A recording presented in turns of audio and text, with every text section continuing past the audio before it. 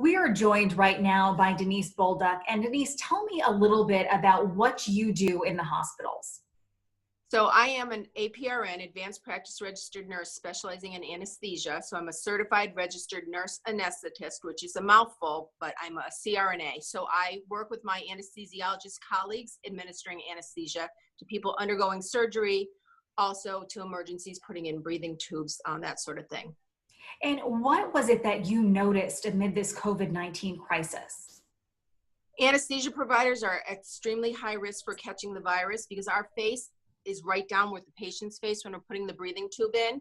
And any extra protection that we could get would be helpful, and personal protective equipment has been so scarce. I saw something on Facebook that showed a plexiglass box. That was another layer of protection between the anesthesia provider and the patient. So I thought that that would definitely be helpful for us to use. And then after seeing that, you really put out the call to get these into local hospitals. I posted on my local town Facebook pages. I live in Hebron, Connecticut, which is a tiny farming town.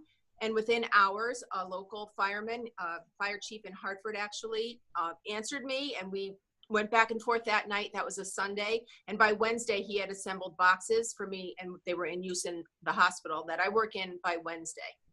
Wow. And then on top of that, you had a local company got involved too.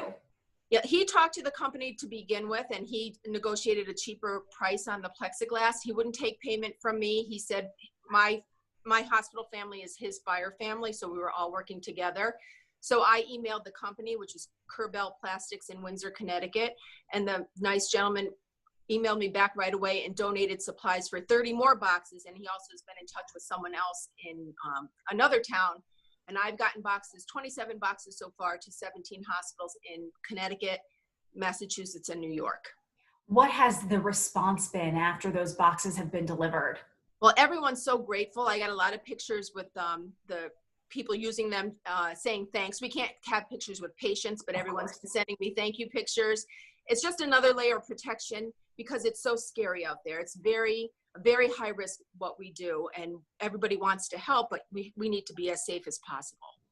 And last question for you, if you could pass along one message to all of your fellow healthcare workers going through this during this really uncertain and somewhat dangerous time as well, what would that message be? To be safe, to be smart. There's a saying going around, there's no emergency in a pandemic. So to take things slow and carefully and be as safe as possible, and then we can do the best for the most people without hurting ourselves. All right, Denise, thank you so much. We appreciate you joining us. Okay, thank you.